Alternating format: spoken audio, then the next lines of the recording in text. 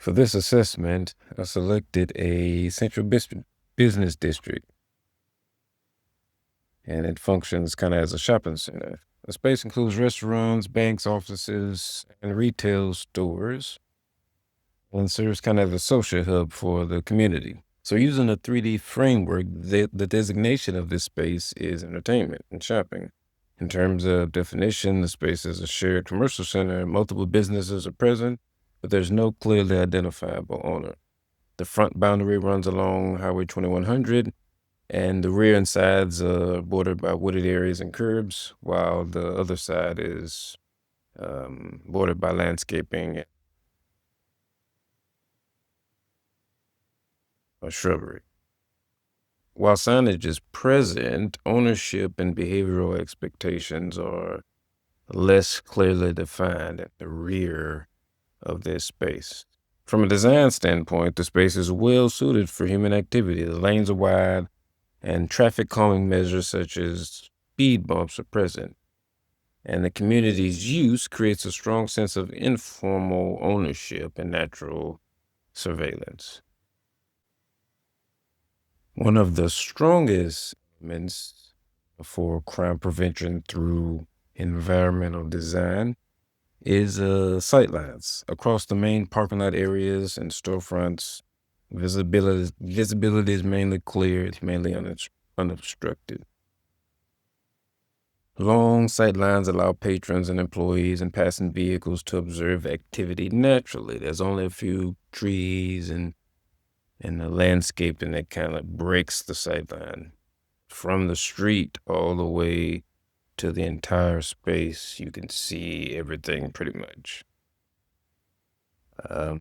So this increases perceived safety and reduces opportunity for concealed behavior. These open views support natural surveillance, particularly during peak business hours. But as you move toward the rear service lanes and the delivery areas, sight lines degrade. In those spaces, building corners, service doors, and parked vehicles create visual breaks that really reduce oversight. Improving these rear sight lines through lighting placement, vegetation trimming, and kind of reducing any unnecessary obstructions, which is kind of hard to do, in a service area. But putting up some fencing, blocking the area off, surveillance signs saying that the place is being surveilled, that those things will kind of help.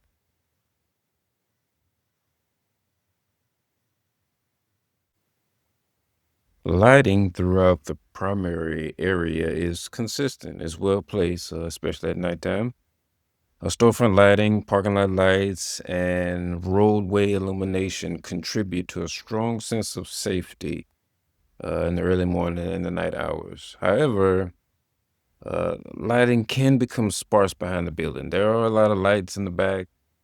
However, there are some area where there are some dark zones, which can create environmental conditions that can increase perceived risk and kind of reduce that informal monitoring. So from a CPTED perspective, consistent lighting, stronger lighting, would discourage loitering and reduce the likelihood of, harmful activity. Several entrapment areas are present behind the buildings, which again, we keep talking about behind the buildings. That's kind of the two main separating points is the front of the building and behind the building. And behind the building is where the most danger, so to speak, is. Where if anything violent or dangerous would happen, it would probably be behind the building. Several entrapment areas are present behind the building, especially near the loading docks, dumpsters, and service entrances. There's no, natural surveillance behind dumpsters in some of those corners, around some of those corners. There's no natural surveillance. And these areas, they increase vulnerability. They limit escape roads. There is a fence in the back but there's no fence separating or keeping the public out of those back areas. I was able to drive right around there and right back, and if I'm able to do it, other people would be able to do it and not be stopped. So there probably should be some type of fencing and signage that says "Do not enter," "Don't go back here," you know, surveillance, restricted use, something. But there's no signs. You can literally go back there on accident, thinking maybe there's something else back there. So that's an area of concern. All right, still on the same theme, isolation is most evident in the rear lanes. Again, for deliveries and what I assume to be employee parking, there were large spaces that was sectioned off, which I assume was for employee parking. But these areas, they wrap around the building, and that's where there's limited visibility and foot traffic. Uh, while I do believe there are some surveillance cameras present, um, maybe kind of using that area more consistently, so to speak, would allow for more surveillance, maybe allowing the public to park back there when it's crowded. Um, Maybe using the area for, sports games, having community events or something back there. Maybe that would uh, decrease the likelihood of someone targeting that area as a crime area. Um, so you can reduce this isolation through access control, through fencing, through clear signage, and that could improve safety without disrupting the business operations. So you got a couple opportunities there. My favorite part is the activity generators. That's besides sightlines, that's probably the most important part of this entire space is the activity generators. Restaurants, banks, offices, dentists, retail stores, everything is in this little space. Small businesses, franchise businesses, everything is there. Uh, these uses create regular foot traffic. Um, Extended hours of activity for some of the restaurants in the area also keep the foot traffic up. And then the community's presence, just frequenting these areas, also support natural surveillance. There is a high school that is right, literally a 5-minute walk from this area. So that also increases natural surveillance. There's a Walmart right next door as well. So that increases activity and natural surveillance.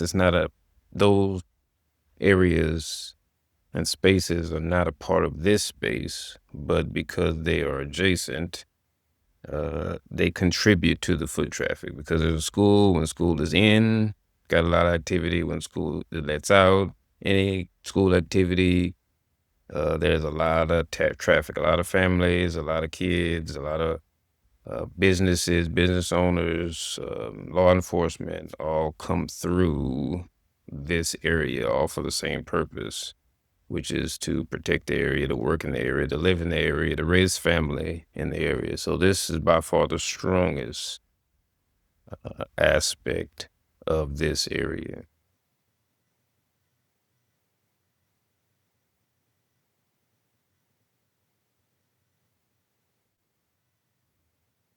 In conclusion, this kind of central business area demonstrates strong, strong foundations for crime prevention through environmental design, including natural surveillance, access control, territorial reinforcement, and maintenance.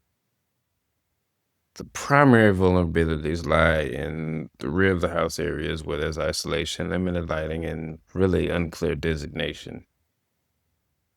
This assessment reinforces how environmental design functions as upstream prevention. Rather than relying solely on surveillance or enforcement, Crime prevention through environmental design reshapes behavior by shaping and controlling the space. So, as a leader, this approach really translates directly to risk mitigation, to the physical and mental uh, wellness of the organization and community safety. Prevention through environmental design, it reminds us that safety is not enforced after the fact. If the spaces that people live, work, and gather are designed properly, controlled properly, then environmental design works well.